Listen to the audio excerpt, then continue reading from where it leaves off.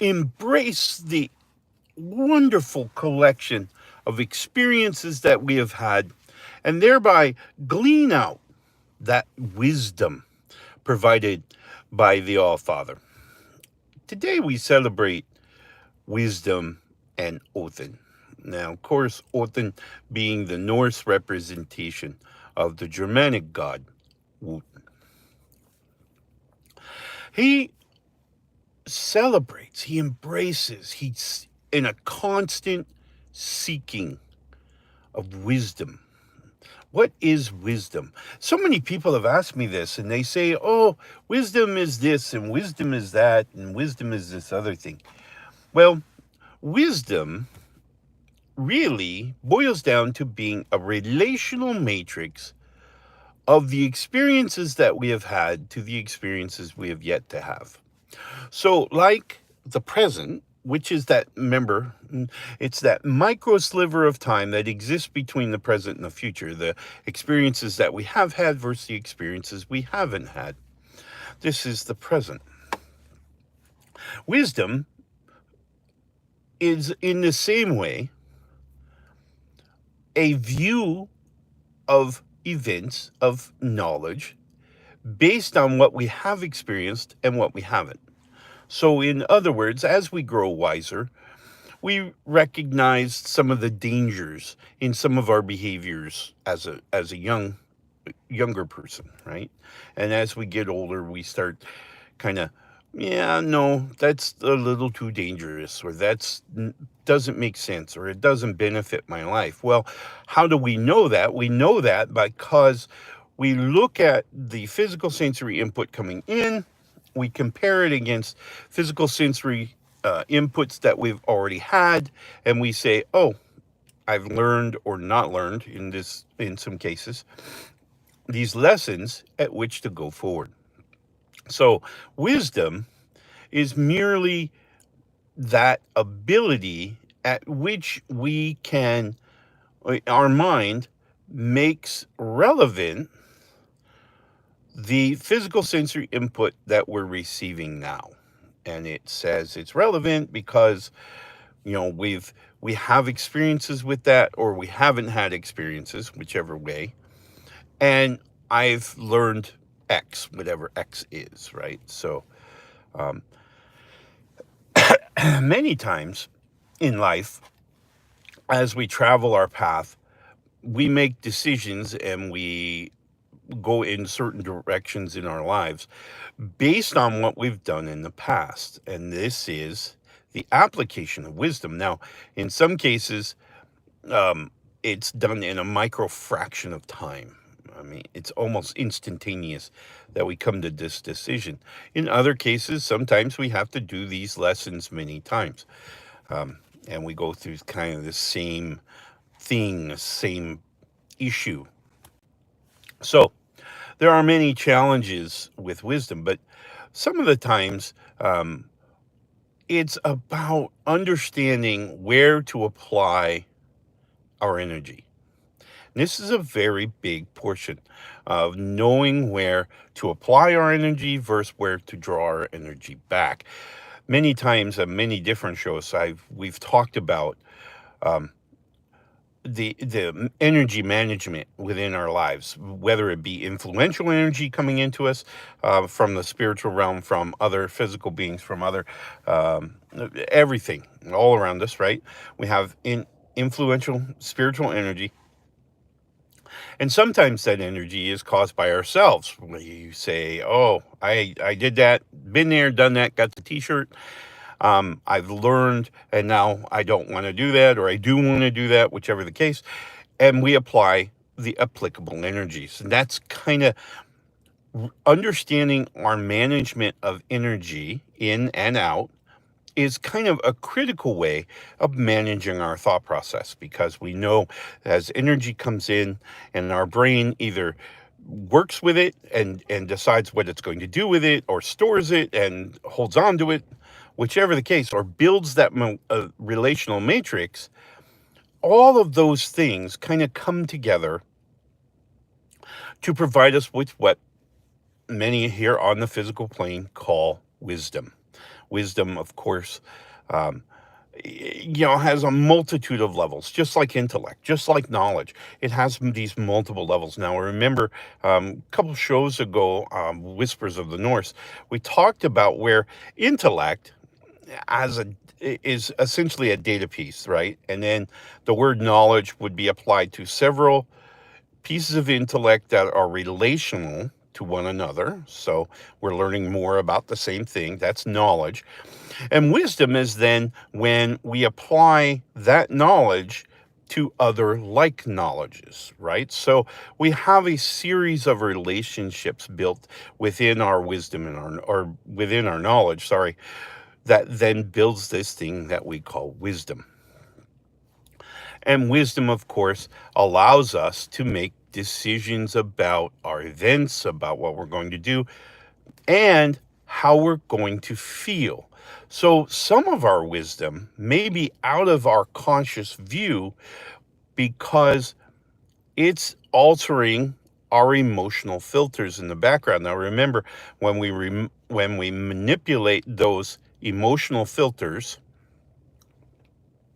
we technically see, interpret, process our reality, our visit here on the physical plane, our experiences are interpreted differently than before the application of this emotional filter, whatever it is. Wisdom helps us build those emotional filters. So wisdom kind of is the foundation at which these emotional filters are built. So many times, there's just many different pieces that go into how we see our world every minute of every day, whether it be actually seeing with our visual, whether it be hearing it, whether it be smelling it, whether it be feeling it, whatever it is, right? These emotional filters create within us this idea of manipulating what's really going on in the world around us. Now, you say, how can that be? How can that be? Well, think about it. Think about it from a scientific perspective instead of a spiritual perspective for a minute. And think about if you had 9 people, they were all gathered on the street corner, and you had a car accident. Okay, all 9 people witnessed this car accident. And the police showed up and they were doing their investigation and everything. And they asked these 9 people, these 9 witnesses, hey, what did you see? And people are always amazed that even though the 9 people saw the same exact incident at the same exact time, they give 9 different accounts to what happened, to what. This is because each of those 9 people processed their sensory input differently. Now, that starts at our DNA, all right? So we're all different in DNA, right? We have different ancestry, we have different environmental factors, we have different Lanvetti that may be interacting with us. We have so many different parts, right? So our DNA is different. And then, of course, depending on our emotional journey that we've had to take and how our emotional journey, that chemistry involved in our emotions, has altered our DNA, because we know even scientifically, we've proven that those chemistry, that hormones and, of course, external chemistry alters has the potential of altering our DNA. Foundational level stuff here. So our DNA is manipulated. Our DNA then forms the emotions, and certainly our emotional filters, that then processes our reality differently, each one of us. So those 9 people standing around the street corner watching this accident, giving 9 different accounts of what happened, are processing the event differently. They're processing it through their DNA, through their emotions, through their energy, through their spiritual contacts. All of that comes into these emotional filters that lie behind our sensory input and alter the way we process our reality. Now, this is all documented scientific stuff here.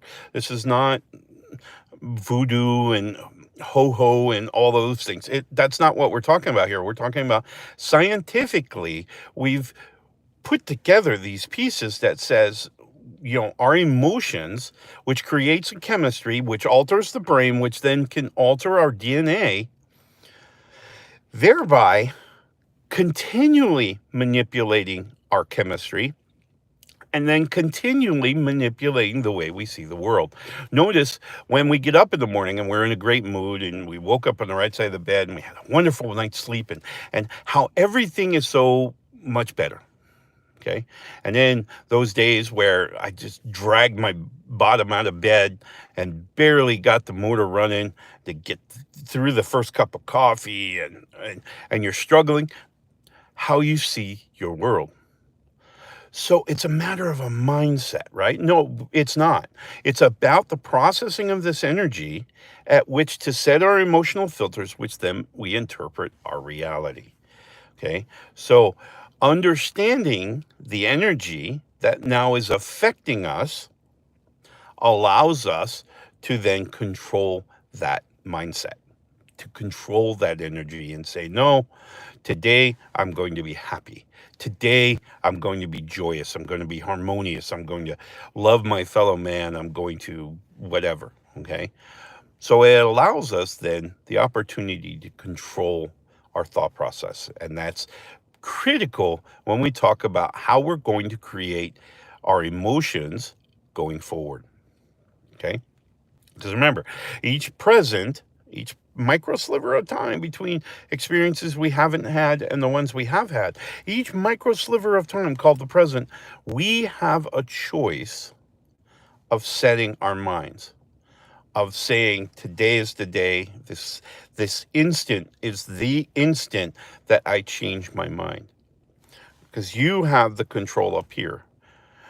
Many of us, most of us, can't control what's going on in the reality around us, but what we can control is how we react to it, is how we respond, is how we allow that influence to alter our emotional filters that then processes the reality around us. This is ultimately very critical because it's going to help us to reduce our anxiety, reduce our stress, reduce our depression when we stop allowing these extrinsic influences to alter the energy within our mind. Absolutely, it is critical to our success, our mental success, and certainly our stress reduction, our anxiety reduction, our depression reduction. All of those things can come when we're in control of our mind and we're not succumbing to all of these influences that are around us every minute of every day. So, Woden brings wisdom, and wisdom, of course, being the foundation piece to setting our mindset, setting those emotional filters, which then allows us to enjoy the day.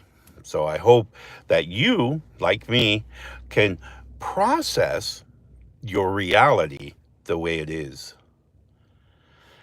In the meantime, my friend, I hope that you will take a moment to check out Ethereal Net or Ethereal TV streaming network, where you will find Whispers of the Norse, among many, many, many other shows that can help you see many different perspectives. Ethereal TV is available depending on, and there's rates and all those things apply, but the 30-minute show, gives ideas and thoughts about how we can be in charge of our mental processing and how that then alters the way we see our world. So I hope you will check out the show. Again, Ethereal TV. Wonderful programming, all kinds of shows about different perspectives of our spirituality and how spirituality affects us. And then today, later this morning, Scout Scupper, of course, will drop, and that is kind of a recap of last week's shows, of these morning shows, just kind of hitting on the bullet points.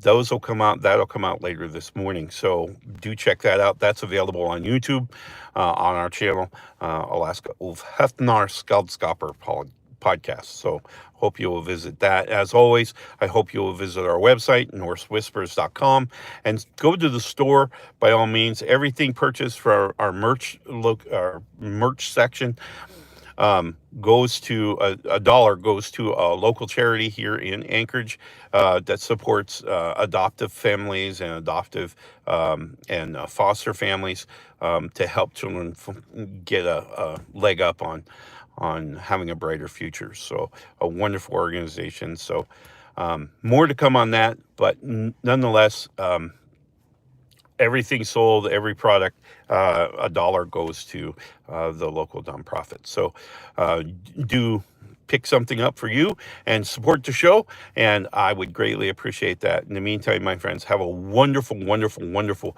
Wootens Day, and I will talk with you again tomorrow.